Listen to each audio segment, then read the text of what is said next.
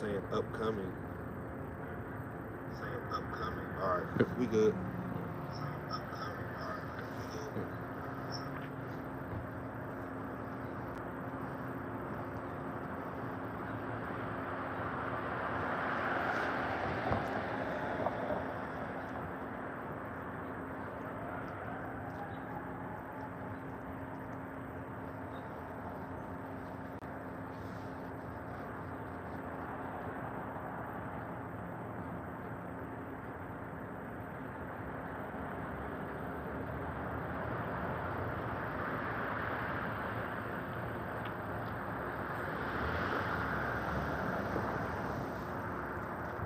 All right, Shalom. Shalom. Back here once again to declare the downfall, collapse of this wicked kingdom of America, what's known as Babylon the Great in the Bible. And let you so-called Negroes, Hispanics, and Native Americans know that you are the true children of Israel. Okay, you are the true sons of the Heavenly Father, and which is true name in ancient Hebrew, which his name is Yahweh, in which the name Yahweh means he is, or he exists, or he to be. And also likewise the name of his son as well, which his name is also in ancient Hebrew, which his name is Yahweh Shai, who these people ignorantly call Jesus. Okay, and which the name Yahweh Shai means he delivers, he saves. Okay, and just as the name Yahweh Shai implies, he is going to do just that towards the nation of Israel, which once again are you so-called Negroes, Hispanics, and Native Americans who have been downtrodden for years and years on end by the hands of this man Esau Edom, which is the true biblical nationality of the so-called white man.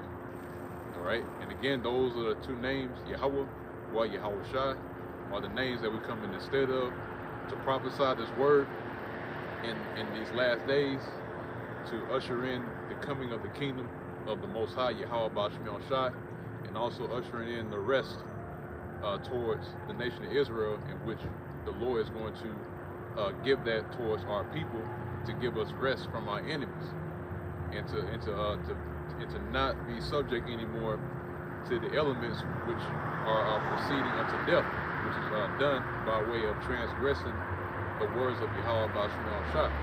And in the ushering in of the kingdom of Yahweh Bashmiel Shai is going to be the beginning of our time of rulership, and also the end of death in our nation. Okay? And once again, before we begin, I want to give all praise, honor, and glory to Yahweh by Hashem, Yahweh Shai by Hashem Makakodash.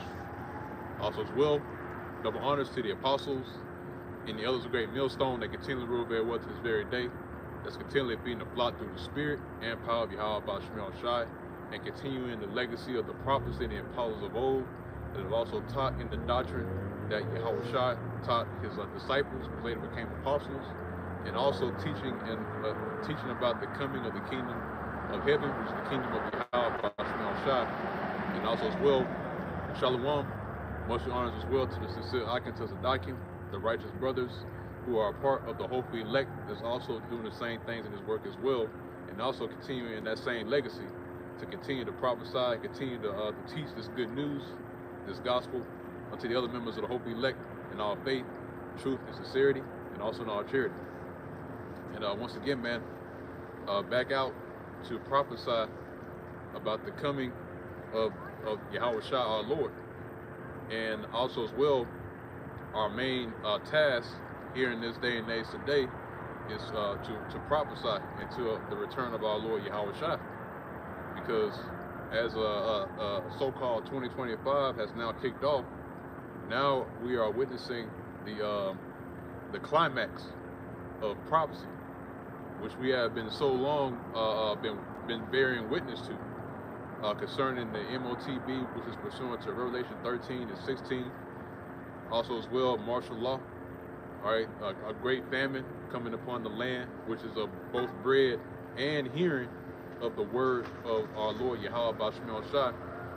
And this is going to be the year, Lord's will, that's going to kick off all these different prophecies which are contained within the book, within the Bible, that's going to speed up the times for the sake of the elect, so that the elect can be delivered from, once again, from the hands of our enemies. Because the way that this technology has been heading heading in so far, in which we were speaking off camera about it. And see now conversations are going around concerning how this next phase in this technology is going to go. In which now what you're going to see is basically the artificial intelligence, and also as well the way that you see modern day technology today is going to be transformed into something more advanced, which is going to involve the people interacting with technology with no longer with these different other methods as they've done before, but this time they're going to be infused with this current technology and be brought in to this pseudo world which we're always going to, in which Esau is trying to create. Okay, and the avenue that's going to be used to do this is, of course, once again, is going to be the seed. All right, that little small grain of rice that is to be is mandated to be implanted within these people that you see. Okay, that's going to be the next step in the next phase, in which they're going to advance this current technology. And as you see now, you know, these with the new cabinet that's in the government today, the new presidency. Now you're going to see these different businesses and different outlets of media and everything that's centered around the society that continues to keep the society going. They're going to migrate to this new wave of technology and incorporate the MOTB within that technology. And they're not going to have a choice in the matter. Okay, they're not going to be able to make a decision whether they are going to implement it in whatever platform that they have or not, because the way that the system is now being developed is that everything operates off of a certain mainframe or a certain wave of technology. Okay, because there's certain businesses that are not able to operate or continue their business without updating their method of using the technology that's here today. That's why businesses that refuse to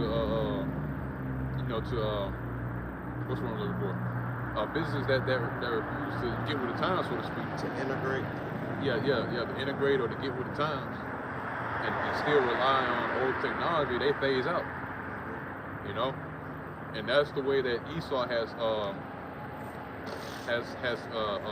created this system, so that whenever the new form of technology presents itself, now you have to adopt that into whatever platform that you have or whatever business that you have.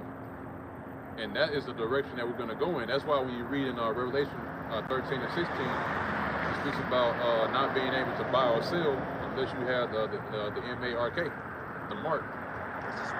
Okay. Yeah. Okay. Yeah. Go ahead and bring that up. The book of Revelation, chapter 13 and verse 16. And he causeth all, both small and great, rich and poor, free and bond. Yeah, so that's right. That's talking about every person that you see here. Okay, that are basically having a jovial day and walking to and fro, not having a care in the world or any sort of awareness to what is happening around them. This is what the scripture is talking about. Whether they're great or they're small, whether they're important or unimportant. From the millionaires and the billionaires all the way down to the ones that are on the streets. This man's gonna cause everyone to be subject to accepting this new form of technology or be labeled an outcast. Okay, that's the direction that we're headed towards. So in order to still function in this current world, you would have to adopt the technology that they present to you, which is ultimately going to lead to, once again, the MOTV. Yes, you continue on up. And I have that word causative in the blue letter, which is in the Greek. It's Strong's G 4160 paeo, which means to make, with the names of things made, to produce, construct, form, fashion. Yeah. All right. So in other words, he's going to force, which should be another definition in that. He's going to make these people. He's going to basically make the people conform and basically get used to to the technology that's coming, or to condition the people into accepting it willingly. Okay. So the way that and the brother brought out some information earlier with Charles Schwab, in which basically was saying that he was basically saying that the way this technology is being used now is that or actually it's like it back during the time of the C-19 or the Crown 19, the pandemic. Basically you had everyone conditioned to to distance themselves, to work from home, but ultimately it forced the people to be comfortable with embracing communications via technology. So when the C-19 happened, everybody had to go digital. Yep. Everybody had to use technology to communicate, to talk with each other, to buy food and shop. Yep. They had to do so. They had to embrace. They had to embrace the technology to be able to even function, because they put out a decree saying that you have to distance yourself, or you have to remove yourself from physically from around each other. And basically isolate yourself. Okay.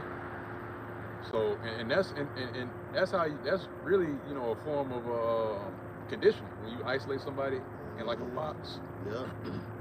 Like you put somebody in a box and like you just show them like images, or like try to get them to do something over and over and over again over a certain time. Yeah. And then once you let them out in the world, that's all they know.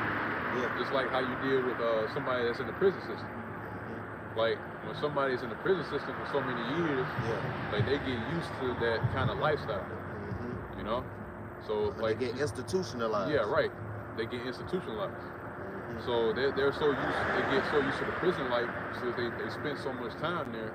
Once you let them back out into the world, they don't know how to function. All they know how to do is jail. Yeah.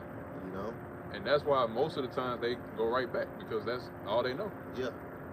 So same thing with what took place during the Crown 19. People were isolated, and they were and they had to basically function a certain way that Esau told them how to function. And then once all that was lifted, then now you see people still operating in that same manner. The people that were working from home, they were told to go back to the office. They didn't want to go back. Right, yeah. They were so used to working from home. Right. They did that with the federal employees. They also did that with my mom at Comcast, man. They made her, Comcast sent her a computer, they sent her a router, they sent her everything that she would have in her cubicle. They sent her to her house, and when she retired, they confiscated everything back. Yeah. So so that's why with like the example you brought out, and also as well with the federal workers, federal workers are up and on because they don't want to go back to the office because they're so used to working from home. So, but that has extended over to the regular person. They were so used to operating during the Crown 19 at its height, that now the only way they know how to function is around how they were conditioned. during that time. So that's why you see everybody relying on technology even more because of that. Okay, which is gonna lead them to this next phase that they're going to push and move forward on. That's going to condition the people even more to be more willing to accept the MOTB, which the brother's reading about here. All right. Yeah, what you got up? Definition B, to be the authors of the cause. Yeah, to be the authors of the cause, right? In which Esau Edom, you know, he's authoring and orchestrating this whole movement, or this whole transition, to where he is conditioning. He's basically having the people accept the MOTB in a way to where these people don't even realize, you know, and which that definition, like it says, the author of the cause.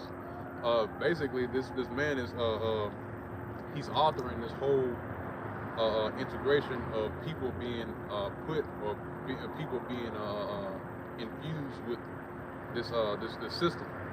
You know, that's why when you read in that same scripture, a few verses up, it speaks about those that worship the image of the beast.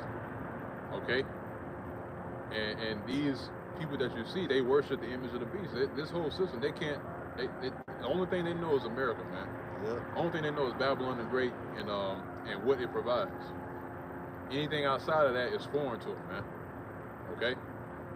So with this next phase, you know, they're gonna be more than willing to accept what Esau Edom gives them, because they're so used to that. Okay, they don't know anything else but to just to eat what Esau Edom serves them.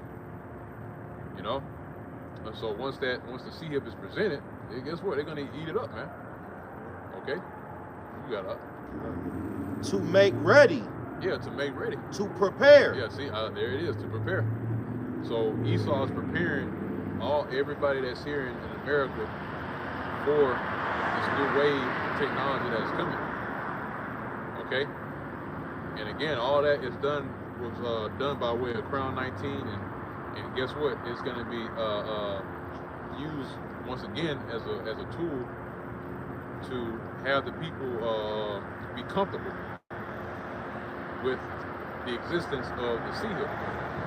Because the thing is that, you know, back then, you know, people they had some form of knowledge about, like, how, you know, how something may possibly go, or they had their own ideas or imagination of how everything was going to be settled. But now you're going to have it to where these people are going to be forced to they're going to be forced to take it. Okay, and the ones that were against it at one point, guess what? Unknowingly they're going to get used to it. Okay, they're gonna look at something as a benefit, you know, something that's there for convenience, and that's how they market the technology, right? Convenience. And like we were speaking on camera, right? The way that business see this new wave that's coming, they see it as convenience. You know, it's something. It's basically convenience. It's way less overhead. You know, way less oversight. You know, and also it substantially increases profits, increases the income that comes in. Because once you implement that technology within your business, that rules out people that had responsibilities that technology would just come in and just take care of that. You know, you see that with AI, right? Yeah. Artificial intelligence. Because you can use AI in today's time to do a certain task that would take another person a day, like maybe a few hours, and like AI was just doing it in like 5 seconds. Yeah. You know? Yeah. And that's why you're gonna see very soon with like people that have that work in certain places of employment that don't have a certain skill set or a certain basic, they're basically doing, manual work.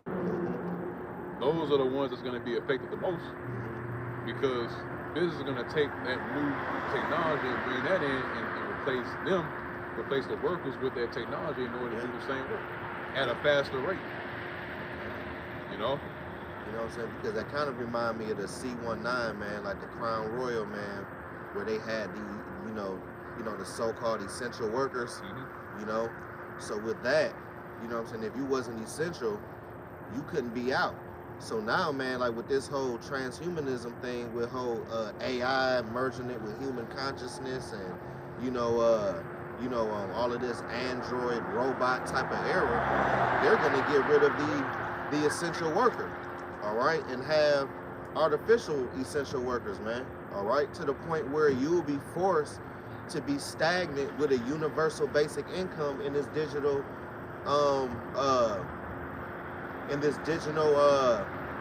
renaissance, man, all right, because that is what they're going to implement, okay, a digital, renaissance, all right. This is Rome 7.0, man, all right.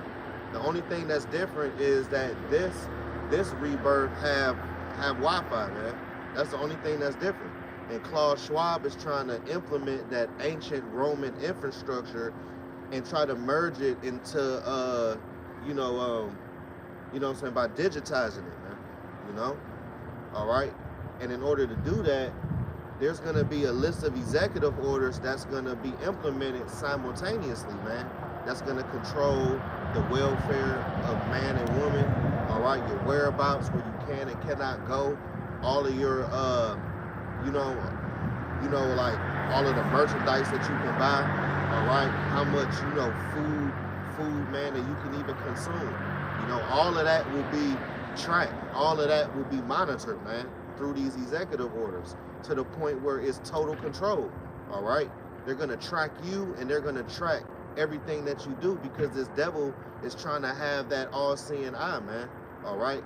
By this whole Big Brother thing, man. They got cameras on the satellites being, created and used by AI. And this AI thing, all right, it learns by itself. It gets smarter as it, like as it go, to the point where that AI robot can turn on you, man, because it's operating by AI, and AI is being,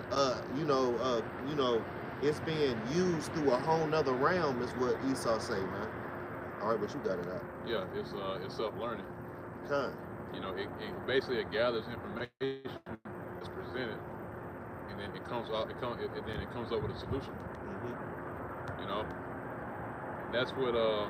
And that's what they're using for, like, quote unquote, problem solving. But like you said earlier, which is a great point that you brought out concerning Esau. Basically, he has this Big Brother complex, and which really is a God complex, because he, like it says in 2 Thessalonians, 2nd chapter, it speaks about him presenting himself as the Most High,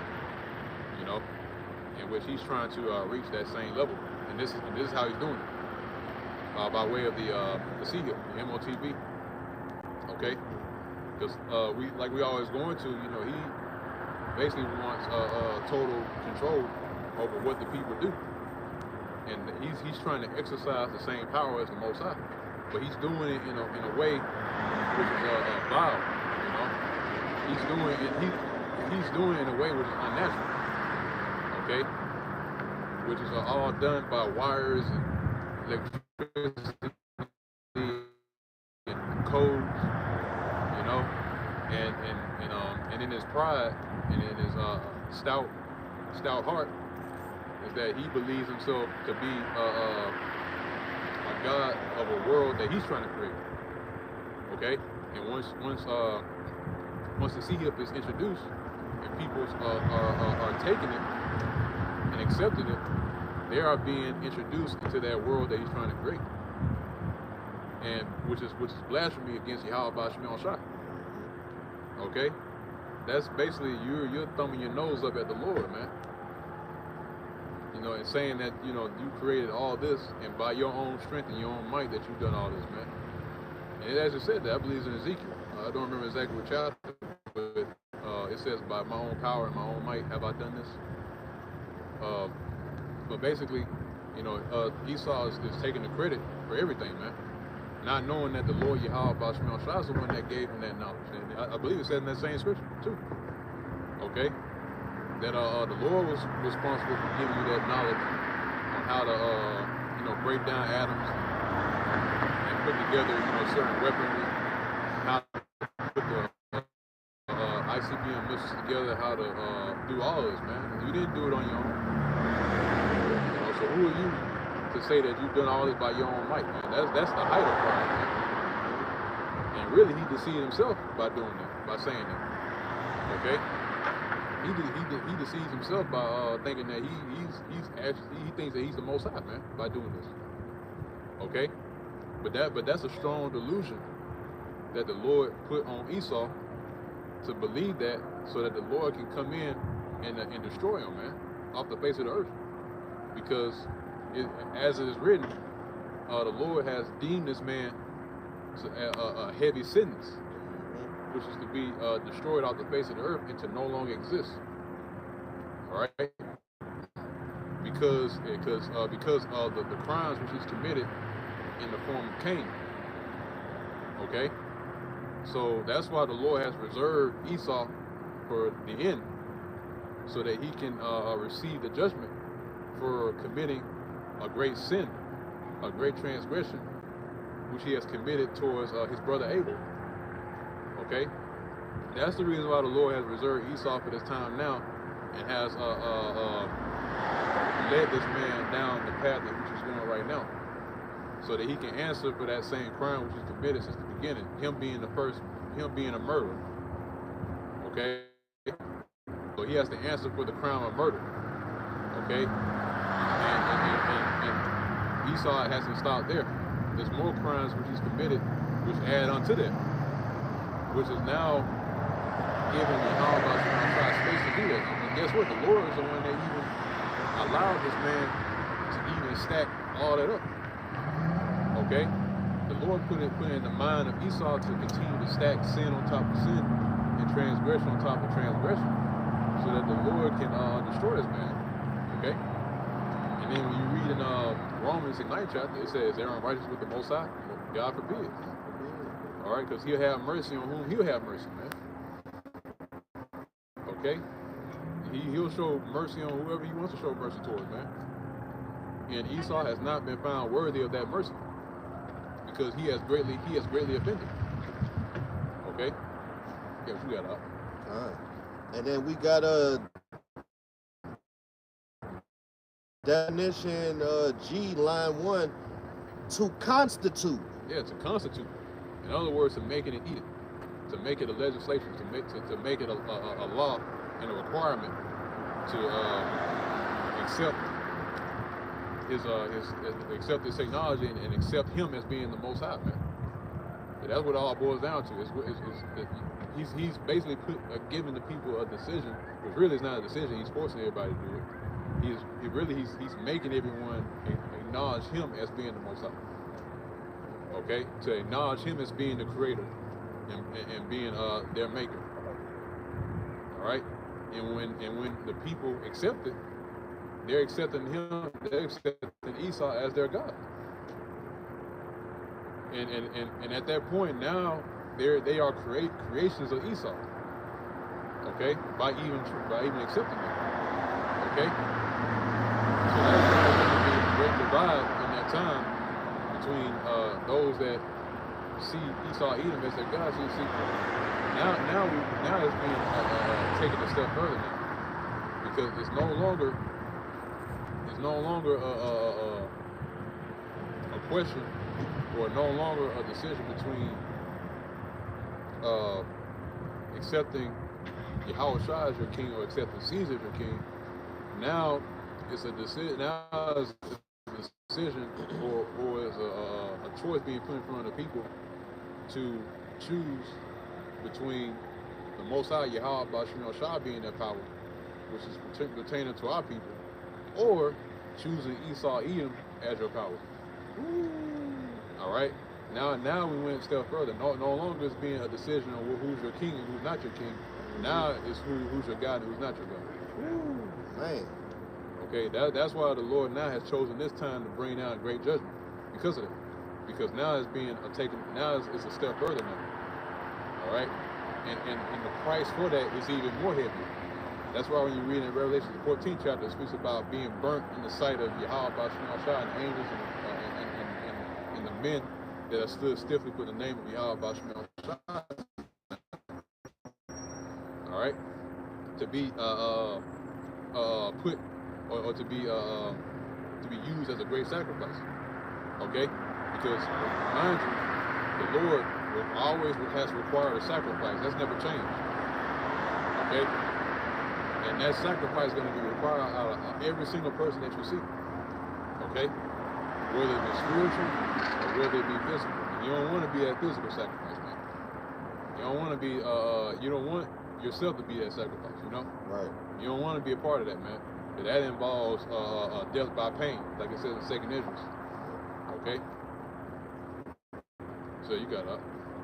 And you know, I have one of their unrighteous decrees right here, man, from HomelandSecurity.gov. All right, going into that word constitute, because the word constitute in the etymology is just like what the elder said, to set in order or to establish. All right, form something new, to resolve, to appoint to an office. All right, and that's, you know, these unrighteous decrees, man, all right, to back up the wickedness of what Esau is doing. Now, I got the use of the, I gotta say it, the use of the RFID for human identification. All right, this is a draft report from the DHS Emerging Applications and Technology Subcommittee. All right, the introduction, the purpose of this paper are to address the radio frequency identification technology by the Department of Homeland Security to identify and track individuals. Online, outline the potential data integrity issues implicated by this use of the RFID technology, offer the guidance of the Secretary of the DHS program managers in the DHS privacy office on deciding whether to deploy the RFID technology to track individuals, and to offer steps to consider in order to mitigate the privacy and the data integrity risk when planning the use of the RFID to identify and track individuals. All right, so this is going into the steps, their whole corrective action plan of what they want to do, how they're going to do it, but they don't tell you when. All right, but down here, just to scroll, it's going into the legalities behind it. Bear with me, y'all. Right here. This is page 5 of 15. It says RFID can reduce the delay at entrances and checkpoints. It takes some time to check in a traditional identification document. The process typically includes handing the document to a verifier who must review the information on the card and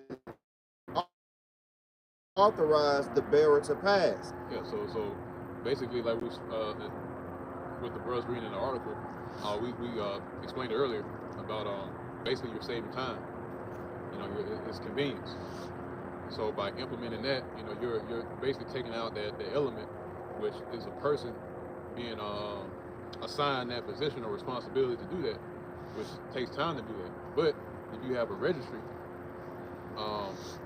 and the technology centered around that, which is again RFID, then you take away that the time being consumed.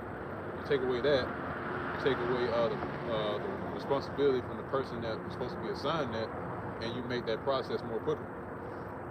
And see, that's the reason why it's so it's looked at as a feasible to go in that route because of that. You know, which again goes back to being convenient and being profitable, and again less overhead. You know, those are the main things that Esau, whenever he's trying to set up a business or anything that deals with society itself. You know, basically the operations on how the society is ran. Okay, you got that. Who must review the information on the card and authorize the bearer to pass, record the bearer's passing, or, if appropriate, detain the bearer. The verifier must also compare to the identifiers on the card with the bearer to ensure that bearer is the person that is identified on the card. Slide game. For example, like an ID. So, I give an example, right? Just a little example. But like, let's say you go to like you buying like a drink or something, you know, or like some wine, some yayan, or like a brew, you know. Basically, you have to present your photo ID, and they have to look at this ID and make sure that you are that person. But when you take that out of the equation and you introduce RFID technology, it automatically does that without having to go through that whole process, because your information is all there. You know, your date of birth, your social security, all that, you know. So it takes that out and it makes it seamless now. So no longer you have to go through a verification process. Now you can just use RFID and that's it. It just takes 1 second. You know? But like the brothers bring out in Article 2 is that they go through that whole process. But once you have RFID involved, all you got to do is just go through a scanner and that's it. You know? And all your information is right there. You know who you are, your name, your date of birth, where you live, your place of employment, all that, man. It's all there in that one space. Okay, that's why, and that's another reason why they look at feasible options to go in, because RFID. That's why everything's going to move over to that kind of technology involving RFID, because it's more convenient for them. Okay, they look at it as a benefit to them by doing that. All right. So you got that. This sentence right here is going to back you up. Okay. It says the use of the RFID could dispense with one of these steps by eliminating the handover of the card. You see, the other 2 steps are not affected by the RFID, like, you know, you being detained, you know, because a lot of people out here is going to get caught without their C-hip. All right, and they are in fact going to get detained and being shipped off. They're not going to say, well, you know, hey man, you make sure you go to the next shipping station to your next. They're not going to tell you that, man. They just going to lock your ass up or shoot you right there on the spot. They're not going to play with you in that day, man. They're not going to play with you in that day, man, when it comes down to this RFID, man. Okay? And this right here, what we're talking is mandatory. This is a mandatory thing that we're talking about. This isn't like some fairy tale, like, what if it happens, Elder? What if? No, this is about when. Okay, when they gonna tell you that money isn't profitable anymore? They're gonna tell you that paper money is worthless. Okay? And look, man, your little cryptocurrency, you're only gonna use that for a certain amount of time before they tell you that's gonna be worthless. Okay, so don't think you're gonna have WorldCoin or Dogecoin and you're still gonna be, trading and buying somewhere in Fiji, checking your logistics on your laptop. You're not gonna be doing that. You're gonna have a tablet in a studio apartment, all right, with a universal basic income, man. That's gonna be your future. If not, you're going to either be on the run somewhere, being a pilgrim, or in a quarantine facility, man, prison city, man. Okay? Getting down with the get down. All right? And that's you getting that RFID inserted under the skin, man. Now it says right here, the verifier must still review the authorizing information and compare the identifiers on the card with the bearer. All right, so all of that is even going to be eliminated because, mind you, with the use of AI, all right, and these damn cameras, they can easily track you. But under the digital infrastructure, your social credit score is going to show up. All right, how good of a citizen you've been in this digital renaissance. All right, and also it's going to have your name and your RFID number, man. All right, and that's just enough because you're going to be identified by that number like a prison number. Okay, you're going to use that number for everything. That number is going to be used to get into these stores too. It's going to be used to purchase things. It's going to be used to identify yourself. All right. I got more on that causative too.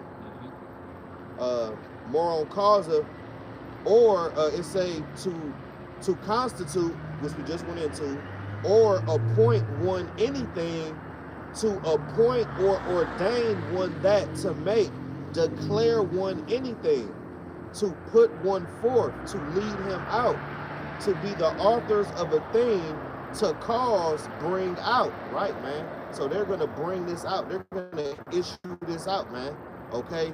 Through your celebrities, through their media propaganda. They're going to make you want that thing, man. Like, you know what, man? It sounds like, man, I need to go down there, man, and go get the thing, man, Hey, yo, man, I already know, man, y'all tired of, eating the bugs out of the damn tree, man, let's get some Beyond vegetables. Let's get some Beyond Impossible burgers, because they're not going to give you real food, man. All right? Man, these elites, they eat the real food, man. They eat the real cows. They eat the real all of that, man. They give us clone meat and, 3D printed meat now, man. All right? And, during this digital infrastructure, Klaus Schwab was talking about you're going to be eating bugs, man. All right? So you're going to do all of this. You're going to worship the devil, all right, just to eat some bugs. You're going to give power to the image of the beast just to eat some bugs, man. All right? Just to get a missile rain down on top of your dome piece when it's all said and done? Because that's what you're going to get, man. What? Cancer? What's radiation is pumping through that RFID, man? You already have an acidic diet as it is. That's the perfect breeding ground for a damn disease, man. It is a perfect to get cancer quick. And Jake's still gonna be, man. Yeah, and then at the same time, you say you're gonna be happy. Yeah. With that kind of lifestyle, you will eat the bugs, and you will be happy. Yeah. Yeah, that's the future that Esau wants for you useless eaters out there. Okay? Because that's how Esau looks at everybody here, man. Look at them as useless eaters. Yeah. Just cattle just to be led and be slaughtered at will.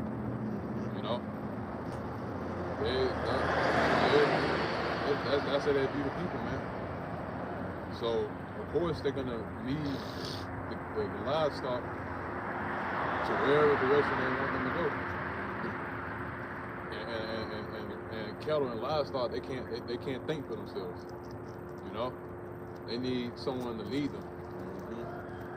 And that's why you see the people are going to be led, which coincides with that word you brought out. Make it everyone except ready. Yeah, make you ready for it, man. Cause it all, both small and great, rich and poor, free and bond, to accept this. Okay? That's what you do with your livestock. You lead them a certain direction. And that's what Esau is doing right now.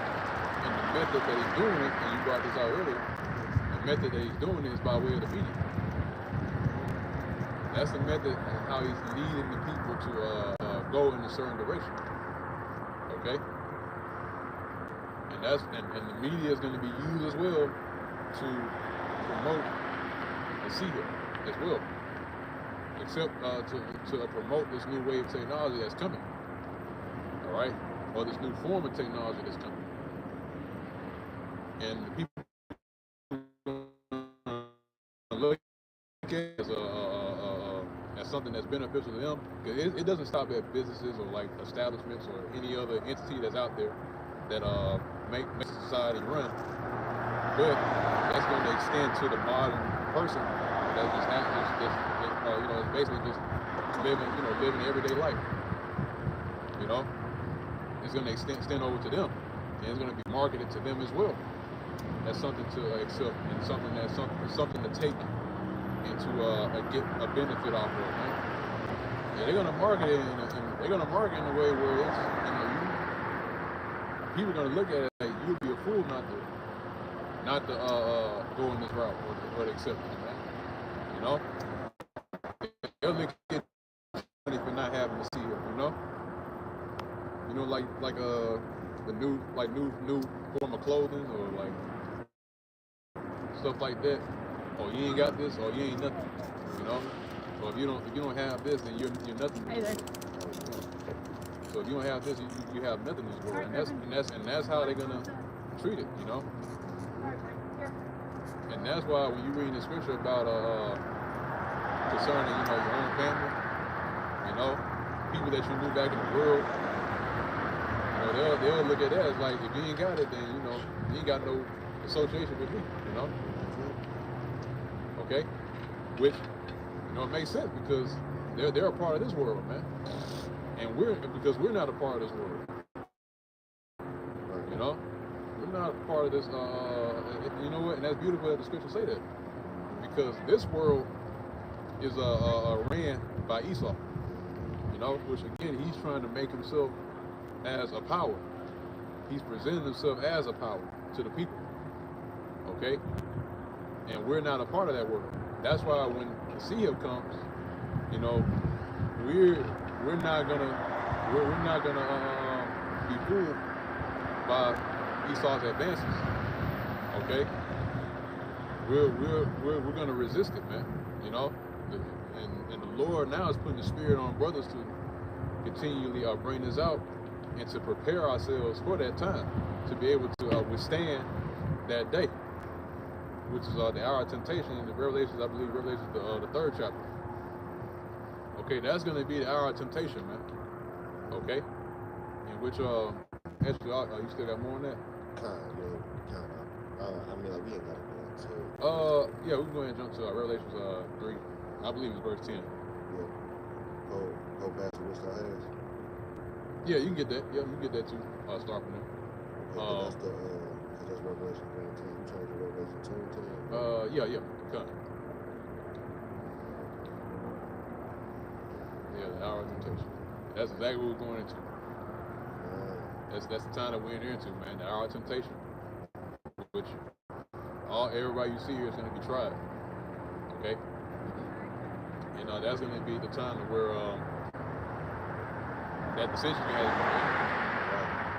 So whether, like we said earlier, is whether you accept Yahweh Bashar as your power, or you accept Esau as your power, which is that question being poised to us once again, because now it's extended to that question: which power you serve? So you got Revelation 3 and 10. Because thou hast kept the word of my patience, I also will keep thee from the hour of temptation. Yeah, so the Lord is going to keep us from the hour of temptation. Okay? Because we have kept the patience of his word, man. Okay, because we're not just out here just to, hear ourselves talk, man. We're not out here just to, just to speak for a time and then, forget about it. No, man. We wholeheartedly we wholeheartedly believe that this new technology, the RFID technology, the CHIP, is gonna be ushered in soon, and that this is indeed the MOTB, man. We believe in this, man. Okay, that's why we speak on it. All right, that's why we continue to speak on it over and over again. All right, until the time that it comes. Because as you see right now, man, look, it's we too late in the game right now to be asking whether this is gonna happen or not, man. Man, for real. It's way too late to be asking questions regarding that, or just skeptical. Yeah, of the yeah, whole right. ordeal, Right. Like, Be skeptical on it, man. No, man, cause it's right in front of you, man. It's jumping off the page, the prophecies. All the prophecies are jumping off the page, man. Okay, it's 2025, man. If you can't see that the mark of the beast is the RFID microchip, I don't know what to tell you, man. It's like, man, it's like the Lord has the spirit of slumber on you, okay? Because a lot of these other camps, they think that the MARK is spiritual, and it's not, man. You better know your marks. I always say that, man. Okay, it's 2 marks. It's 2. One is spiritual, and one is physical. The spiritual mark is Tawad, which means the exemption of judgment.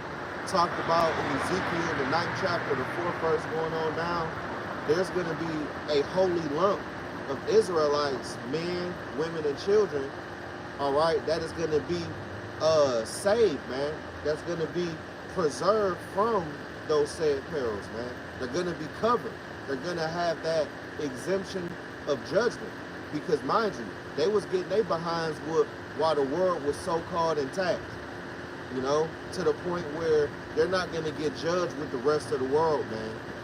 Okay? And also, you have the MARK that is physical. This is what we are talking about, man. Okay? From the elder apostles all the way on down to ourselves, man. Okay? That the mark is indeed physical. All right? They're going to inject it under your skin. They have to break the skin. That is the stamp. That is the imprinted mark.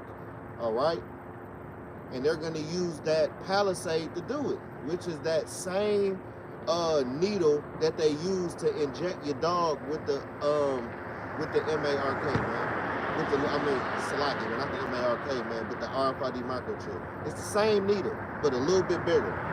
All right? Yeah, actually, it goes right along with Scripture in the Old Testament. Basically, it says they gave it in his hand on a broken reed, on that reed. So shall they pierce his hand. Yeah, bring that out, man. Because that goes right into that goes right along with Revelation 13 and 16 about the MARK. Because when you go into that word, it's charagma in the Greek, in which the root word of that is charax, which means like you said, a palisade. All right, or a stake. Okay, in which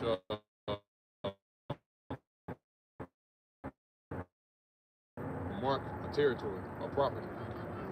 When you drive that stake into the ground, and you see that today, like with construction.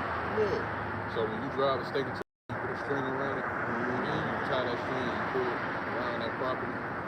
Yep. That basically signifies that belongs to somebody. That's somebody owns that property within that park.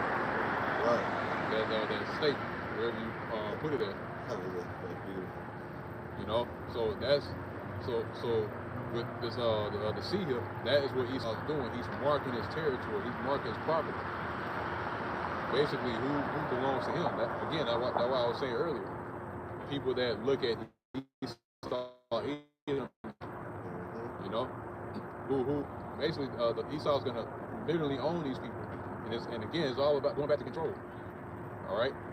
So not only do they want to own, basically everything that they have, because the scriptures say he's worse than a thief, man. Okay, and he is continually stolen, and he's not satisfied, man. And he's not going to be satisfied until he takes possession over the people, physically. Okay. So that's why this is being introduced to this current world, man. But going back to that word Karat, you know, again, that's a stake which is driven to the ground and mark of property, man. But also as well, that word, the definition palisade.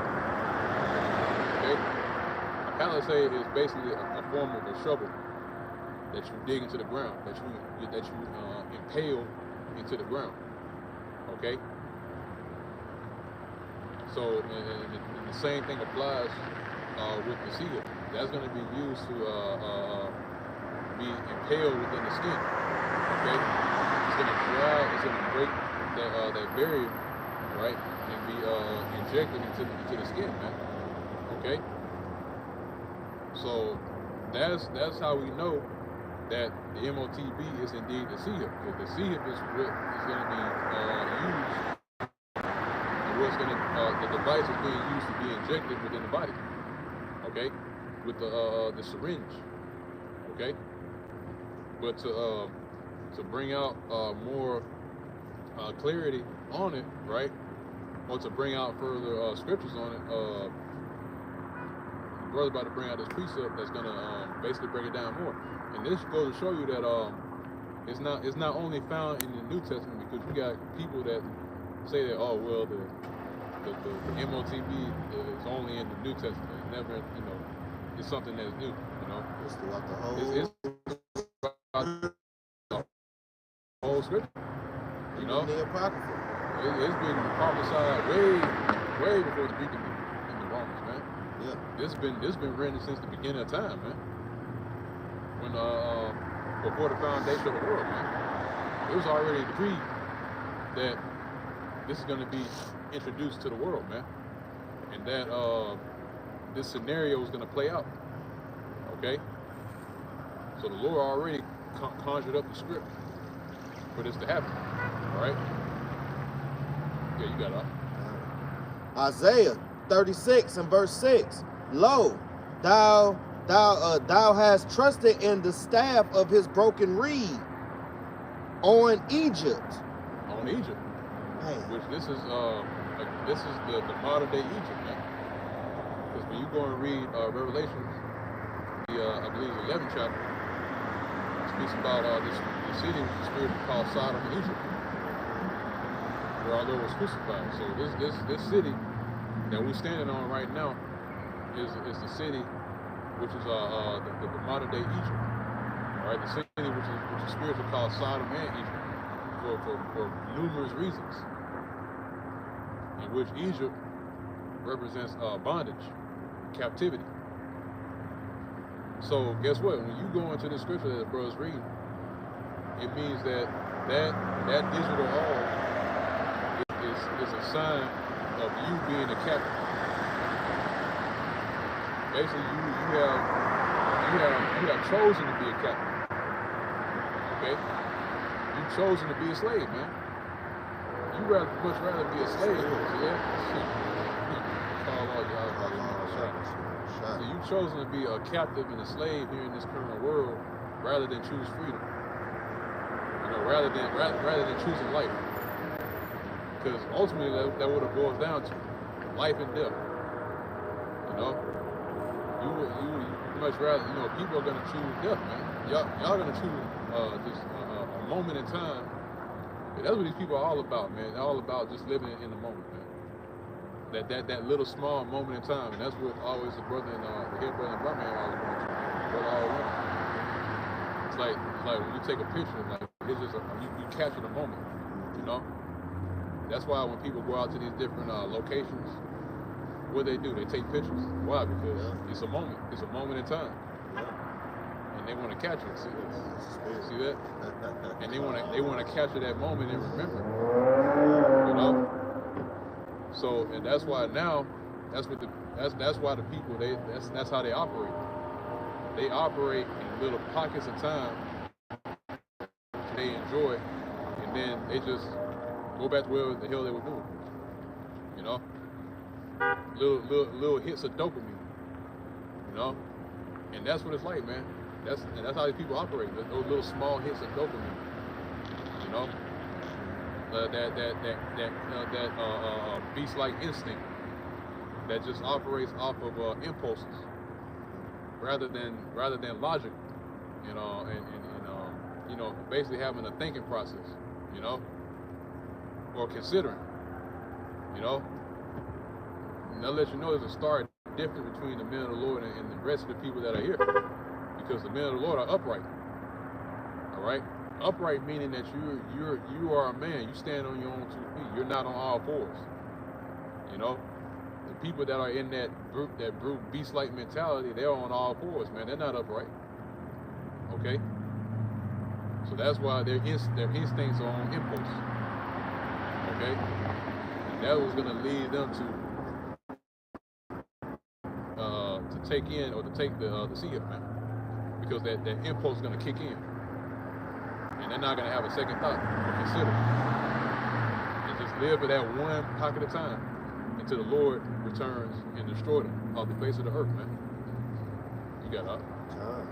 Whereon, if a man lean, it will go into his hand, if a man and pierce it. Yeah, if a man lean, it'll go into his hand.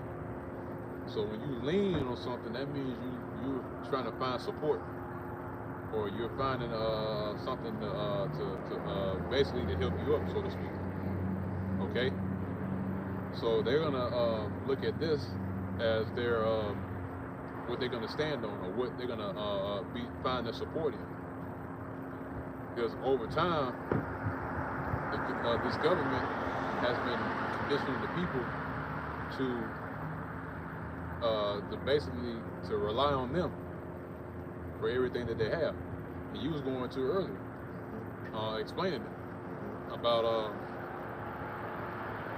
how the government basically has it to where they have these different programs where people get into to rely on them. Yep. Also too, like you going to Charles Schwab about how whatever type of regimen that they give to them, they're gonna have the people going in that route, basically taking control from the people and giving it all to them. Yeah. But now they run your life. Yep. Okay. You would just be a body. You would just exist. Yep. You ain't, you know what I'm saying? Just like what my granddad used to say, you ain't worth 2 dead flies with the wings cut off. You just gonna be just lingering. Not even worth a damn, because you got a robot doing your job. So what else are you gonna do? You're gonna have a lot of people out here that's gonna feel inadequate, because of AI, robots, things of that nature is taking over the responsibility of keeping society together, man. So a lot of people gonna feel inadequate, man. All right, and you're gonna have a little bit of rebellion, but they already prepared for that, man. You got a lot of people that's gonna starve themselves because they don't want to take the MOTB. They have in fact prepared for that too. That already goes to show that you are dealing with a different kind of devil. You are dealing with the perfect devil, man. All right, that have already looked into these different type of aspects of so-called preparedness, man. And I looked up the word staff, and it's going into that support. And Jake actually trusts into this place, man. They love Babylon the Great. They love what Babylon has to offer. They believe Donald Trump is gonna save them and lower gas prices, and now I can get 2 packs of chicken instead of 1 at the store. Jake look at the minute little things, man, not even knowing that you are giving all of your allegiance to the image of the beast. Yeah, at the end of the day. Yeah, you basically relying on false hope. Yep.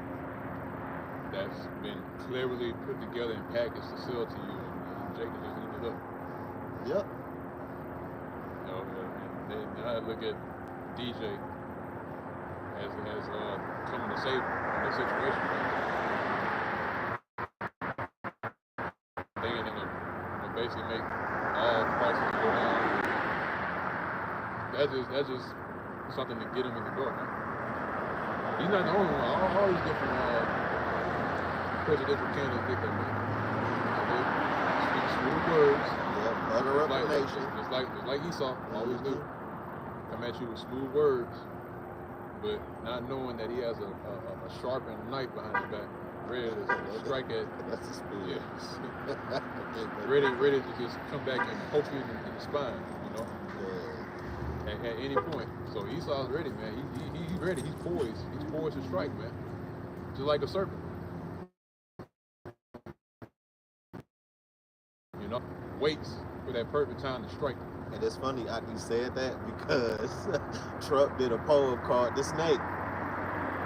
He did a poem called "The Snake." You know, and then it's funny because in the poem, it was a woman. It was in the middle of winter. A woman looks out her window. She sees a snake that's about to die. She went, cared for the snake, grabbed the finest silk that she had, the best of the best, man. Nursed it with milk and honey in front, and then she held the snake, and the snake bit her.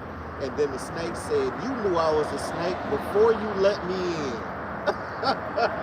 So it's like, you already can't trust this devil, man.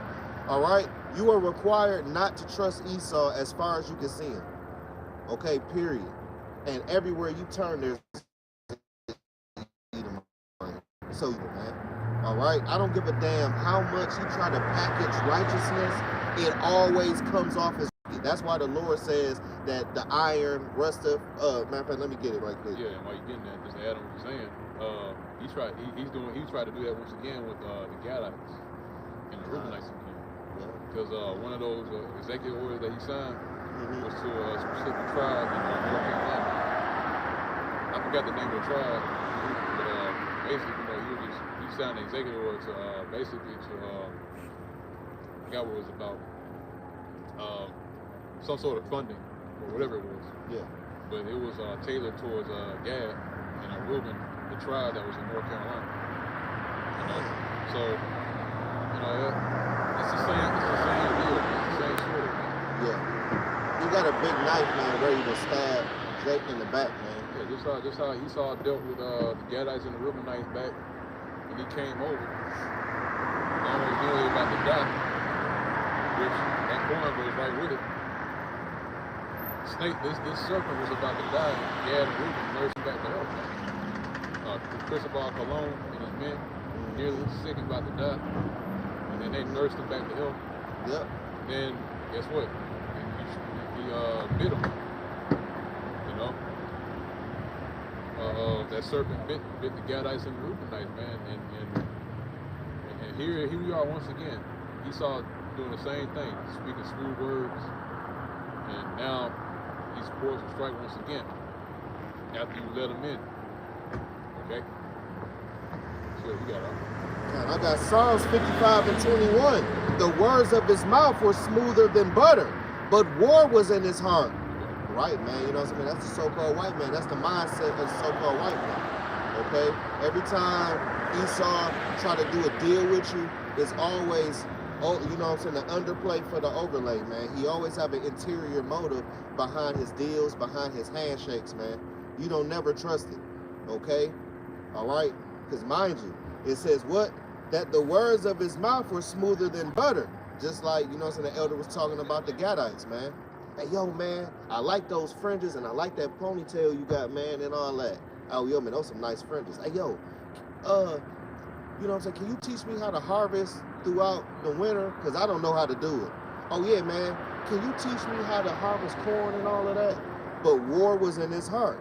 The moment he teach me this, I'm going to kill anything that look like him and come from him. That's how he think, man, okay? They will literally swindle a nation, steal everything that they have, say you're this, you're that, mix up the people, and then go to another country right after they just, you know what I'm saying, currently, you know what I'm saying, depleted all of the resources that they just stole. You know, and it is a cycle with this damn devil, man. This devil will steal, kill, and destroy, all right? Now, it says what? But war was in his heart. His words were softer than oil, yet they were drawn swords, man. You cannot trust anything that come out of Esau's mouth, man, because there's always an interior motive. Now, I got Sirach 12 and verse 10. It says, never trust thine enemy, For like as iron rusteth, so is his wickedness. I don't give a damn how much Coca-Cola you put on that damn rust and you think it went away. The moment you come back to it 30 minutes later, that rust was like you never even you know what I'm saying, did anything to it, man. That is the righteousness of Esau. It's rusty. It's tainted. He is wicked. It ain't nothing that he can do to try to make himself upright, man. Rust, you can't. There's no cure for rust. Right. You know. Yeah, you can try. You can do whatever you can with rust. You know, there's nothing you can do. You know, rust is incurable. Same thing with Esau. His wickedness is incurable. You can't cure it. You can't fix it. Okay. The only thing that you can do with something that's rusted is just to destroy it. And that's where we at right now with Esau. Okay. That's what. The Lord Yahweh Shema Shah is going to do to Esau. He's going to destroy him off the face of the earth because you can't cure what he is. He's been brought up to be that way. That is his lot, and there's nothing he can do to escape that lot. No matter how much he tries to make it seem like he's trying to do good, but in the end he just revert back to evil. Yeah. You know. And it's outside of his power, right? Right. Esau, he can try to do certain things, but he still come off as wicked. Yeah, he still end up doing wickedness. Yeah. It may seem like good intentions, but those good intentions lead to wickedness, man. And also it leads to his gain because he's not gonna help nobody if he not gonna get the majority of the gain, Because if it's not going to benefit Esau, he not going to help you. You know what I'm saying?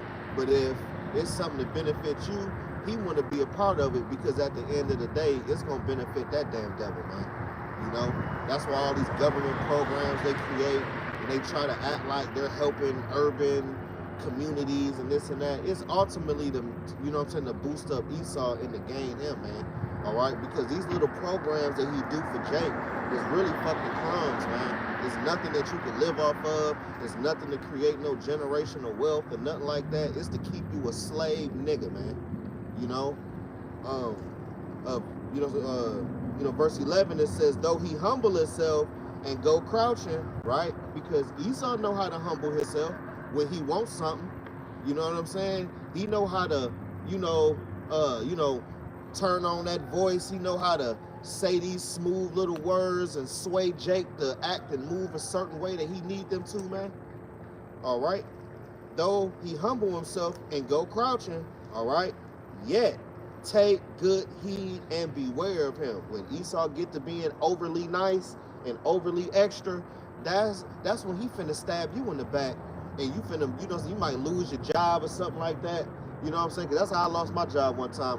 Fucking Esau bought me lunch and did all that type of shit and went and, stabbed me in the back, threw me under the bus in the office, thinking I'm not going to look at him because he bought me the lunch, man. Like, no, man, it was his ass that did that shit. You know what I'm saying? That's what Esau do, man. You know what I'm saying? They are very crafty when it comes up to setting up Jake and trapping Jake. He's a man of the open field, man. All right? He's a cunning hunter. He ain't just a hunter. He's cunning. He's very witty. He is smart when it comes down to getting Jake caught up out here in these streets, man. All right? Especially in the time of the MOTB, man. It's going to be so many laws to the point where you can't even run for real. You either going to get down or lay down. That's how it's going to be in that day of the MOTB. It ain't going to be no free choice. You're not going to have a democracy. You're not going to do none of that, man. All right? And now Esau has went crouching. All right? Donald Trump has went crouching. All right? He has humbled himself. He buttering up all of America. You want pardons? I got you. You want this? I got you. You want this? I got you. You want to be pardoned by DJT, but what about getting pardoned by Yahweh Shai? That's the pardon you want. You don't want no pardon from this tangerine face damn Edomite, man. This damn Amalekite, man. Because, DJ is an Amalekite. And it says, take good heed and beware of him, because you already know as the years progress, as you know what I'm saying, like as this year progress, you know, you are gonna see more and more things that, you know what I'm saying, that DJ gonna be doing, man. All right, and it's gonna be distasteful, and it ain't gonna benefit you, man. Look at the Operation Warp Speed with the whole C19 crack scene, man. Okay, that system was created. The Tiberius system was actually created for the MOTB. When that's gonna get rolled out, they gonna know when every single chip has been, you know what I'm saying, packaged, administered, delivered, all of that. They gonna know when, from the very millisecond, man. All right, and now it says, and thou shalt be unto him feather wiped away. Set him not by thee, lest he have overthrown thee.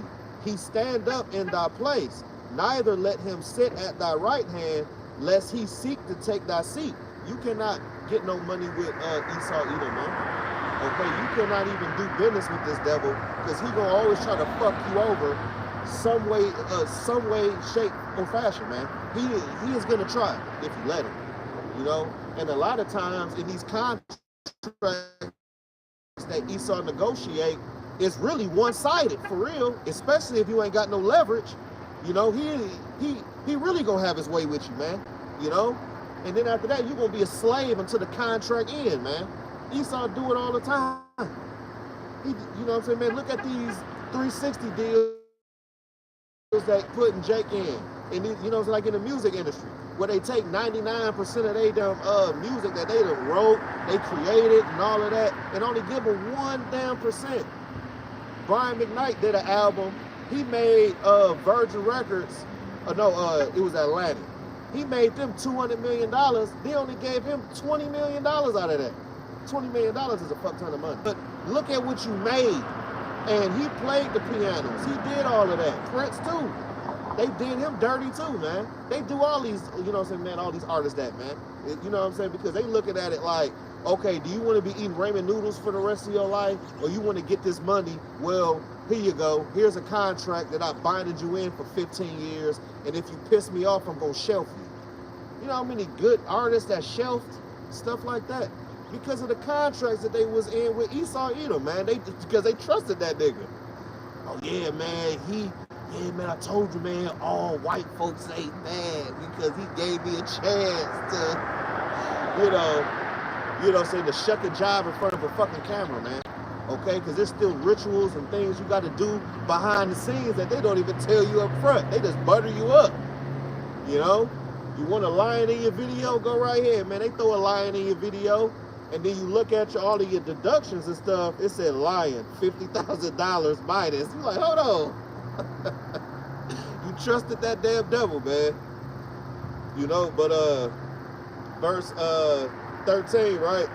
It says, who will pity a charmer that is bitten with a serpent, or any such as come nigh a wild beast? If you know that's a snake, why would you go up to the snake and try to pet it?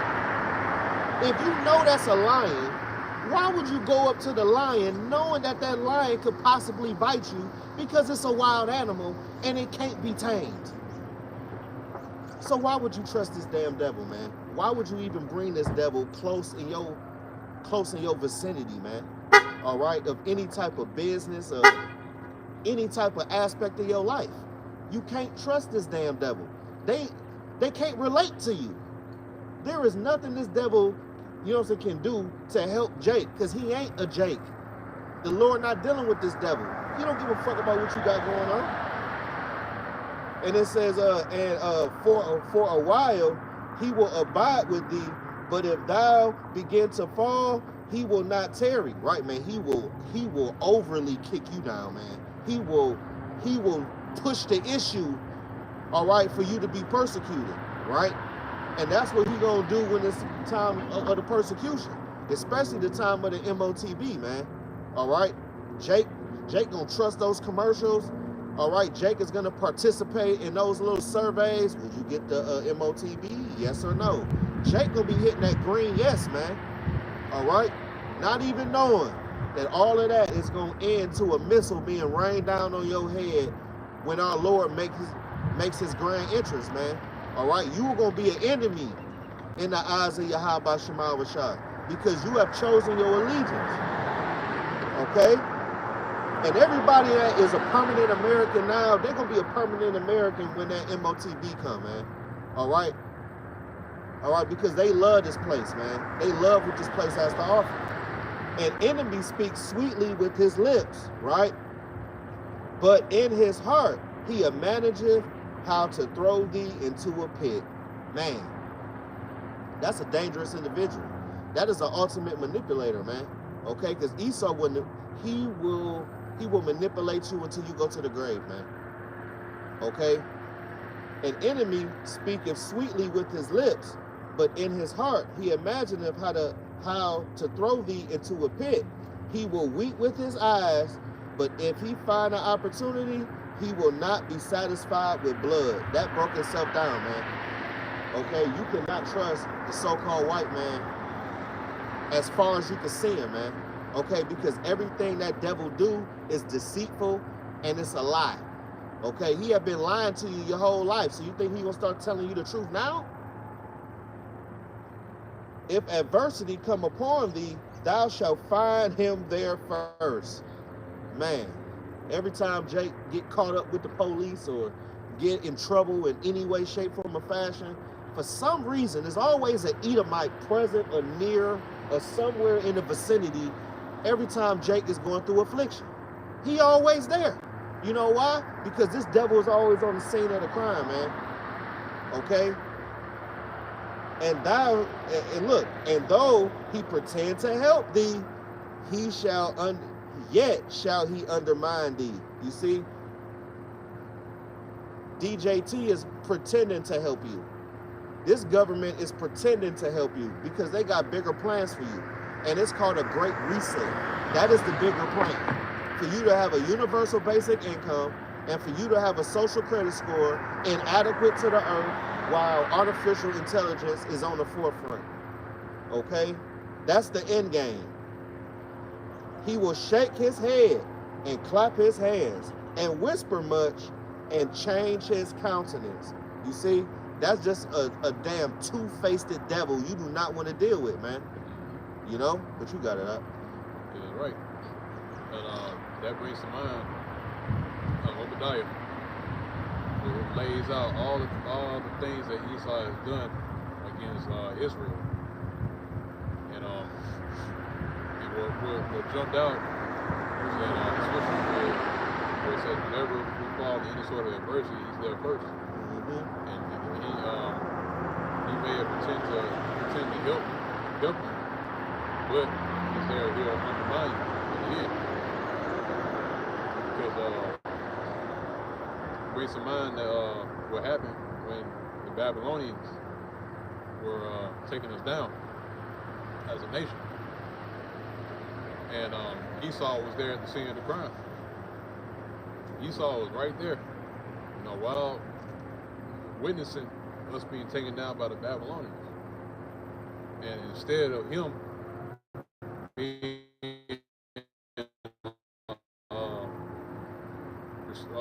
acknowledging that brotherly pledge between Jacob and Esau, he took the opportunity to undermine us, help the Babylonians take us down by pointing us out to where we were or where we were hiding, and, you know, assisting the Babylonians with our downfall. And the Lord still has that in account. Esau did that, among other things. So this man Esau has a lot to pay for, man. And like we had said at the beginning of the camp concerning the MOTB, when that is implemented, he's going to have to answer for that too. Because that is a great offense to the Lord Yahweh Bashman Shah, man. This man has greatly offended in the sight of the Lord, man. So of course, as justice is due, guess what? He has to answer for all of that he's done, man. Because he's not gonna ride out into the sunset scot-free, man. It's not gonna be a think the way you ride into the sunset, and everything is fine, and he's good. No, man. This man is gonna be taken, and he's gonna be taken into captivity. And he's gonna serve his sentence, and after that, he's gonna be destroyed in the end, man. Right? Actually, if you can, I'm not sure if you're there already. Grab Obadiah. Yeah. I'll let you add something. Yeah, I had that Ezekiel 25. Okay, grab that person then. We're gonna grab Obadiah. Yep. Ezekiel 25 and 12. Thus saith the Lord power, Yahweh Ba'ashem Yahweh Shai, because that Edom have dealt against the house of Judah by taking vengeance, and have greatly offended. Yeah, by even setting your hands on Israel, you have greatly offended all about small shop, man. You greatly offended the Lord, man. Because when it comes to Israel, that is the Lord's chosen, man. That we are his sons. So once you put your hands on his sons, guess what? The Lord has all right to just beat you in the powder, man. And that's exactly what he's going to do by way of the Lord's return with the chariots, and also as well with the missiles, man. Okay? So you have greatly offended by trying to take vengeance against Israel. For what? For what? You sold your birthright, man. Yep. And you trying to take vengeance for something that you did. Ain't that crazy? Man. You taking vengeance against Israel for something that you did on your own, by your own volition. Something that you willingly did. Now you want to take it out on us. Show you how much of a damn devil you is, man. Damn devil. Well, it's your fault, but yet you want to take that out on us, man. Man. That's a devil for you right there. You messed up, but you know what I mean? Mm-hmm. It's like you stubbed your toe on a chair, and then you want to take it out on you want to take it out on the dog or something. Yeah. You would have beat the dog ass because you hurt yourself. Right. He did it to himself, But ultimately, it wasn't even meant for Esau to even have that dominion, man. Because, Esau, Edom is the Most High's can't get right, man. So it's not in this devil to be righteous, to be upright, to treat the people with care and mercy. This devil don't have it in him, man. This devil will forward your affliction to the point where you die, man. And if Esau had the power, Esau will bring you back and have you go through it all again, man. Knowing that damn devil, man. But what's that precept you wanted in Obadiah?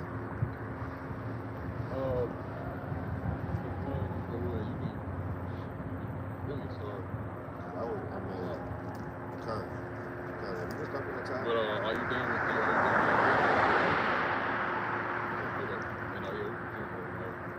all right. You start where it says thou shalt not have. Yep. It's a whole list. It's a whole list that the Lord has taken account for concerning Esau, man. Everything that he has done back in the ancient world, and the Lord still recording everything that he's doing. Because it didn't stop at just the Babylonians taking us down. It didn't stop when he resisted us from passage through his highway, through the King's Highway, when we were going to the Promised Land. It didn't stop there, man. It didn't stop in the Roman Empire. The Roman onslaught in 70 AD. It didn't stop when we were taking the cargo slave ships and beaten and broken down to the very element that we were and lose our identity, that wasn't enough for him, man. And it didn't even stop now. When this man and what he's trying to do towards Israel with this technology that's coming in, man, with martial law, he's not gonna stop, man. This man is a criminal, man, on the loose. This man he's a wild animal, man. That's been diseased. And the only thing you can do with a diseased animal is you have to put it down, man. And that's why we were saying earlier about that wickedness as rust. Well, you can't cure rust. The only thing you can do is destroy it, man. So you gotta, like I said, man, it's a whole long list of you will be here all day. Yeah. Just going through every single thing that Esau done from the beginning all the way until now, starting all the way back to Cain. You know. Yeah, there's a long laundry list of crimes that he's committed against the Lord Yahweh Bashmal Shah and his sons, man. So you got Obadiah 1. I start at verse 4.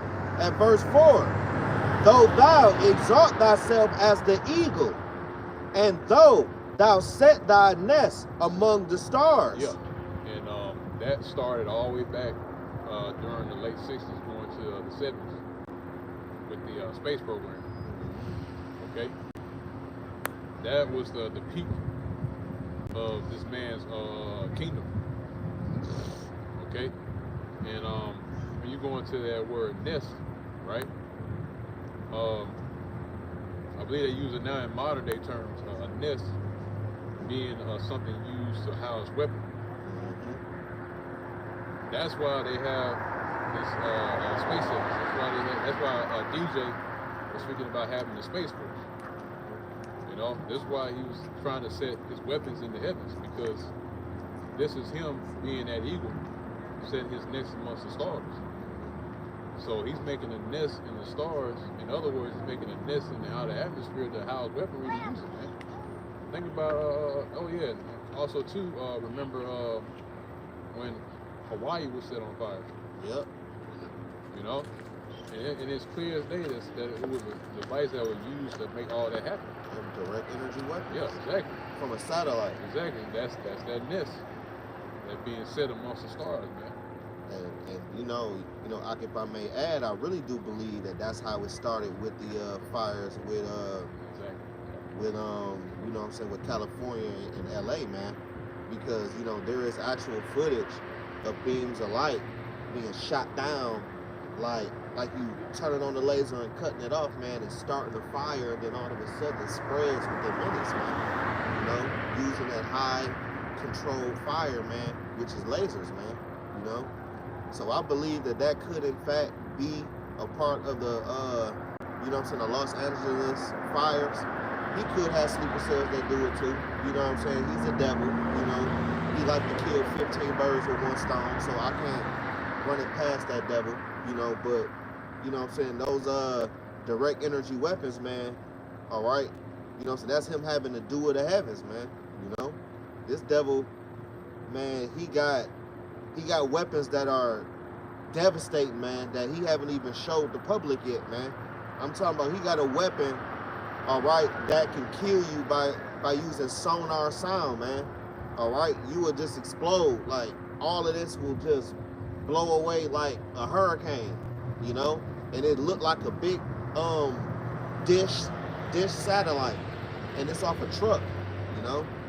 And he used vortex sounds, things of that nature, man. This devil is prepared to fight Yahushua, man, because, you know what I'm saying, their SpaceX ship is called the Dragon. You know, that's the name of their ship, man, the Dragon. You know, because Esau is trying to fight Yahushua. That's why they keep talking about there was a mothership that was above the Gulf of Mexico or the Gulf of America. You know, it was a father ship they seen, man, and Esau's scared, man. Esau is scared. That's why he's trying to you know, tell you that it's aliens and things of that nature, all right? Because that's how this devil look at our Lord, man, like alien versus predator. That's how he look at Yahushua, man, okay? Because it's good news for us, but it's bad news for them, man. When we see the chariots, it's good news for us, but bad news for them, you know? What you got on that, so? Yeah, that's right, man. So, going back to the scripture that brother's bringing out, you know, Esau is fully prepared to, or he calls himself being prepared to fight against the Yahushua. Because this man really think he can go against him. And we went to this, I believe, last week, or the week before, man. This man's so proud and up his own ass that he thinks that he can fight. He literally has a chance, a fighting chance against the creator of the heavens and the earth. Ain't that crazy? You really think you have a chance against the Heavenly Father? Oh, you good. You really think you have a chance against the Most High? You know, the same power that created you and gave you wisdom to do what you're doing right now. This man is acting insane. Like, a guy that I used to watch back in the day. Like, are you insane? Are you insane? Yeah, he is. Yeah, man. Esau is insane, man. This dude's a wild beast, man. When you give him space and time, like, that's what you got. But again, you know, going back to what the brothers reading, you know, this man has set his nest amongst the stars, so now he's poised to fight against the Lord when he returns. But he's going to be sorely disappointed because he's going to realize that he's not fighting against an alien or a man or anything like that. No, he's going to be fighting against a God. Yep. With the spiritual power that's able to take what you created, all these elements that we're standing on, that we operate and put our hands on, he's able to take these elements and just break them apart and make them disappear. You know, he's able to take the elements that you see right here and just take it, just at a snap of a finger, just make it all disappear. All right, like it never existed. And that's exactly what he's gonna do to Esau. You got that? I got Revelation 12 and 7 right quick. And there was a war in heaven. Michael and his angels fought against the dragon, and the dragon fought and his angels, and prevailed not. Neither was their place found any more in heaven. You see? Okay? So this devil is going to fight Yahushua. Okay? Yahweh Shema going to pump this devil up to think he going to win. Okay? But what? It says what?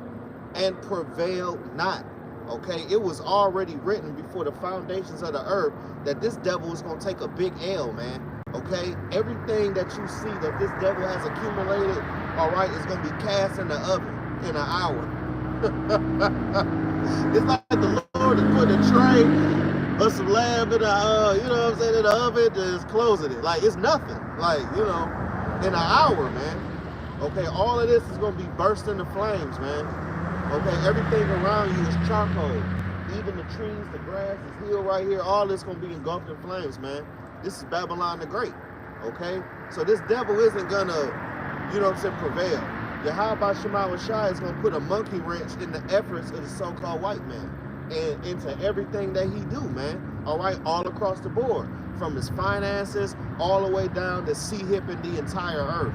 Okay, because Esau, he got a wet dream. He believed that he's going to see-hip the whole earth, and then everybody's going to be subjected up under him, and he's going to kill off all the Israelites. In an Edomite world, that's a perfect Edomite world, but that's delusional. That ain't going to never happen, man. All right?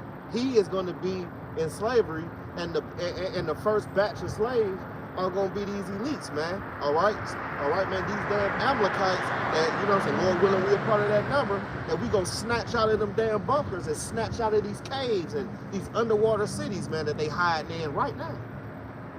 All right? They are hiding right now, man. Okay? They have scholars that they hire, things of that nature. okay, that literally know what we know, and they try to keep up with prophecy. But the thing about it is, Esau, you don't know everything that we know. We got more knowledge than you, Esau, okay? Because you going to the left-hand side, all right, for certain type of, direction and wisdom on the left-hand side, and Satan is throwing your ass in a trick bag, man, lying to you, okay, telling you, man, we could go all day on that, man, but let me go back to Obadiah. Obadiah 1:4, second half, it says, thence I will bring thee down, saith the Lord, right? But ultimately, he gonna bring that pride down to Esau, okay? He ain't just gonna bring down his society, he gonna bring his pride down too, because this devil has exalted himself as an eagle. An eagle, that represents power, you know? All right, what do you see in the courtroom nowadays? You see an eagle. Where do you see an eagle at? On the back of your quarter, on the back of your so-called Federal Reserve notes, all right? This devil exalt himself as the eagle. This is another similitude for you to understand who is this talking about and who is this referred to.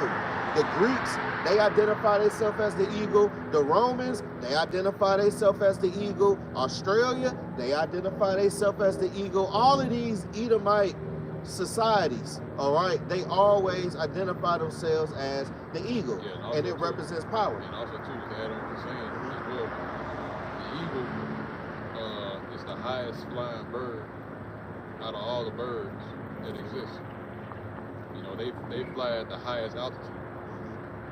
And also, to add to that fact, is that whenever another bird enters into that same altitude, the same the height that they are, they attack that bird. So but that shows you the level of pride that this man has. You know, he exalts himself at the highest peak there is. And if anybody try to reach that same threshold, then he just try to take him out. That's the sword. You know, he tries to unalive him, man. Mm-hmm. So that shows you that's the spirit. Yeah, to show you the level of pride that this man has. And that's why he's trying to do away with the Israelites, because we exceed over them, you know. So that's why he's poised to attack Israel, just like an eagle. Okay. Now he's poised to try to fight against Yahweh by Shema Shai, which is above him. Okay? Obadiah 1:10. For thy violence against thy brother Jacob, shame shall cover thee, and thou shalt be cut off forever. You see? Look at all of the things that this devil have done to our forefathers, man. Look at what he done to the northern kingdom and southern kingdom. We already know what he done, man. He have done a lot of atrocities and a lot of evil, man, to you so-called blacks, Hispanics, and Native Americans. All right? And Yahweh Shema Rashai is gonna avenge you, man. Okay? With righteous indignation, man. Okay? And shame shall cover thee, and thou shalt be cut off forever. You see? You know, shame is gonna cover the so-called white man. He's gonna know why he's the devil in slavery, man. All right? He's gonna be brought low into a base man. All right? And shame is gonna cover that damn devil, man. Okay? The whole world is gonna point the finger at that devil. All right? Especially in the kingdom, man. Okay? And shame gonna cover him, man. And you know, so he's gonna be cut off because this wasn't for him to begin with. Pursuing Psalms 147 and 19, the Lord have shown his word unto Jacob and his judgments unto Israel. You know what I'm saying? But any other nation have not known it, roughly paraphrasing. So, you know what I'm saying? You know, he was going to be cut off anyway.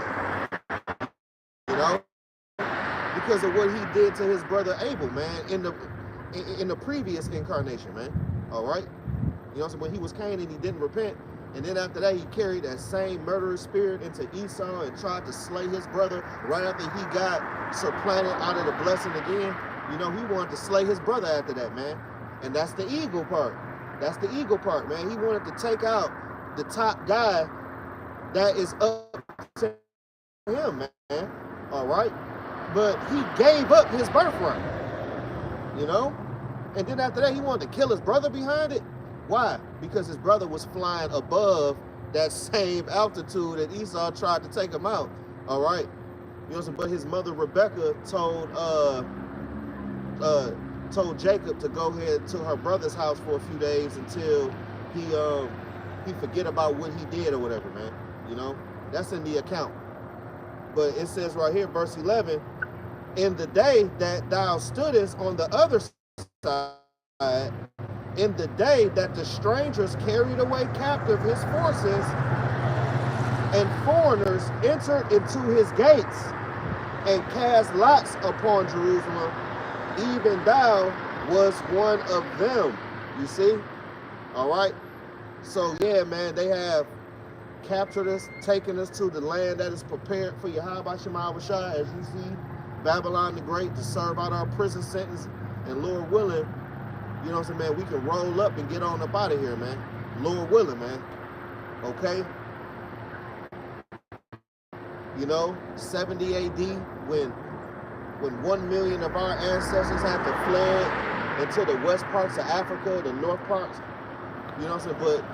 But really in the west part, you know, Negro land is on the ancient map, you know. 70 AD, man, that was a pivotal moment, man. That was a life-changing moment for the nation of Israel. 1 million of our ancestors fleeing from Roman persecution and slavery under General Titus and General Vespasian, all right, and his son Titus, man. You know, they have done a lot of atrocities in that time, you know, and, you know, our people know how to, you know, to get the hell on up out the way, man. So our people fled into the west parts of Africa, some in north, and you had some little spickles and spackles that stayed back in Israel. You know what I'm saying? They're the southern tribes and stuff. Some of the northern kingdom stayed, but the majority already was in Arsareth, though. You know, during the time of the flood. You know, so you can read that account in 2nd Ezra, the 13th chapter, the 44. You know, so really the 40th verse going on now. You know what I'm saying? Where the 10 tribes, they couldn't keep, you know what I'm saying, the law, statutes, and commandments in their own land because of other dynamics. So, you know what I'm saying? So we moved a year and a half up under Africa, 750 leagues west, to a land where never mankind dwelt. And that same land is called Arsareth, you know, which is going into what, a hidden land or something? Yeah, hidden land. Right, kind, Salaki, like another land. And it said, but thou shouldest not have looked on the day of thy brother in the day that he became a stranger, neither shouldest thou have rejoiced over the children of Judah in the day of their destruction, neither shouldest thou have spoken proudly in the day of distress. Honestly, the only thing that they were supposed to do was let us go through our captivity, all right, until our captivity is fulfilled. We still know we Israelites, and then after that we can go ahead and transform, you know what I'm saying, like transfer the power with us being back in the power. But no, this devil furthered the affliction. He have snatched away our substance, snatched away everything that we ever known, all right, and called you black. You know, he got to pay for that, man. That is a part of the atrocities that he have done, and that's just an increment of the things that this devil have done, man. Okay? This devil have stolen the Ark of the Covenant. This devil got Solomon's throne. This devil got all of our gold and riches and things of that nature. He got everything, man. He gotta pay for that. He gonna be caught red-handed on the scene, got a whole TV over his shoulder when Yahweh shall come back, man. You know?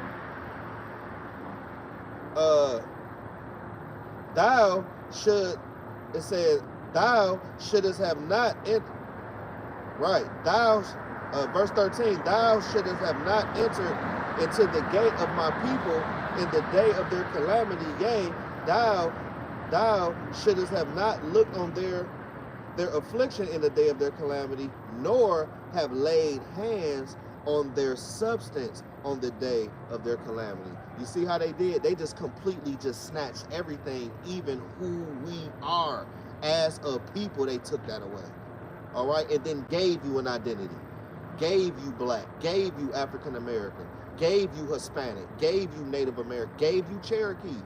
You know, you a Gadite, you a Reubenite, you was, you know what I'm saying, man? This devil have took everything, even who you are as a, you know what I'm saying, as a man, as a woman, man, as a nation. All right, and that goes back to Psalms, the 83rd verse, man. That Confederacy, all right, that they are going to take the name of Israel, you know what I'm saying, away from us, man, to the point where we will be constantly defeated, all right, because they understand that once, you know what I'm saying, that we're Israel and we know who we are and we don't turn our back on our power and we actually have no type of iniquity in Israel, they know they can't do nothing with us, man. So that's why they paying all this top dollars and they're, you know, paying this guy, paying that guy just to keep Jake at a low estate and to keep Jake a nigga, you know? But this truth is the proper breath, and only a remnant of those people are gonna come back, Jake, you know, into this wise counsel. Verse 14, neither shouldest thou have stood in the crossway to cut off those of his that did escape. Neither shouldest thou have delivered up those Salaki, let me read this over. Obadiah 1:14, neither shouldest thou have stood in the crossway to cut off those of that did escape. Neither shouldest thou have deliver up those of his that did remain in the day of distress. For the day of the Lord is near upon all the heathen. As thou hast done, it shall be done unto thee. Thy reward shall return upon thine own head.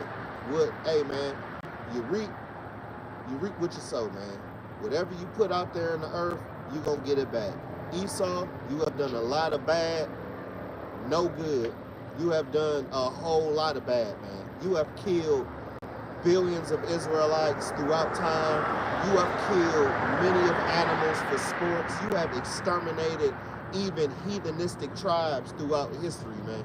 There is no way you are going to get delivered, man. You have to pay for these crimes. You have to pay for these atrocities, Esau. Okay? All right? And your own, what? Thy reward shall return upon thine own head. And his reward was what? The sword. That was his blessing. So guess what? You're going to die by that sword. That's why the scriptures say you live by the sword, you die by the sword. This devil is going to destroy himself with his own blessing that he was blessed with, man. And that's the sword. You got it out.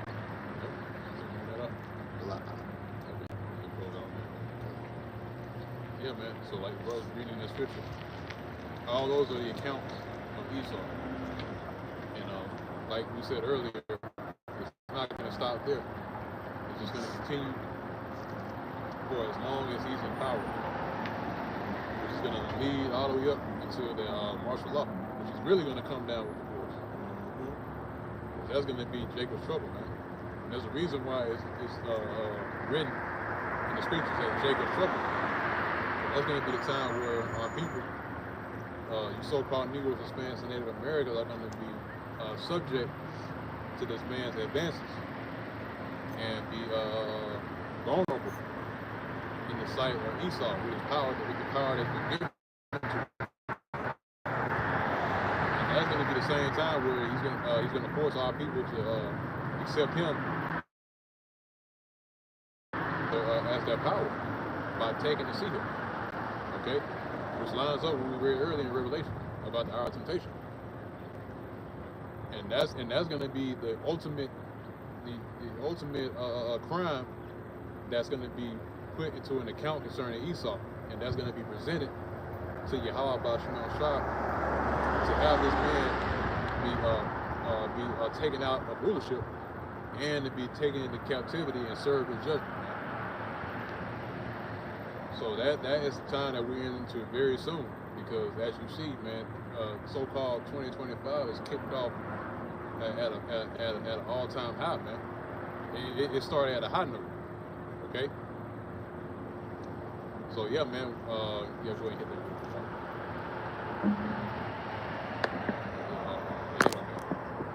There you go. Yep. Yeah, man. So with that, we're gonna close out on that note. Once again, we want to give all praise, honor, and glory to Yahweh. Once again, double honors to the apostles and the elders of great millstone that rule us on the very day. And that still to this very day continually being applied to the spirit and power of Yahweh Shah. Also as well, Shalom. Once tomorrow as well, and salutations to the hope elect is also continuing to labor his work as well, and continuing to prophesy this good news, this gospel, unto the other members of the hope elect in our faith, true, sincerity, and also in our charity. That was Shalom. Until next time.